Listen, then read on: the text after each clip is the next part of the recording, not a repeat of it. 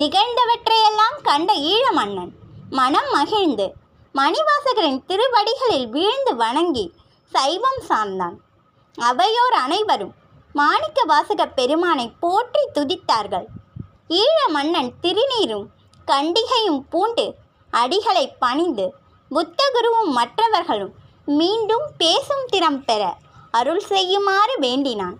மணிவாசகர் அவர்கள் மீது திருவருட்பார்வையை செலுத்தினார். அவ்வளவில் அனைவரும் ஊமை நீங்கி பேசும் திறம் பெற்று மணிவாசகரை வணங்கி தாங்கள் செய்த குற்றத்தை மன்னிக்கும்படி வேண்டிக் கொண்டனர். புத்தகுருவும் அவரை சூழ வந்த அனைவரும் சைவர்களாக மாறினர். மனிதர்களாகிய நாம் ஒவ்வொருவரும் எப்போதும் மற்றவர் மனம் குளிரும்படி பேச வேண்டும் என்பதற்காகத்தான் இறைவன் நம் நாக்கை எப்போதும் குளிர்ச்சியாக இருக்கும்படி அமைத்துள்ளார். நல்லதையே பேச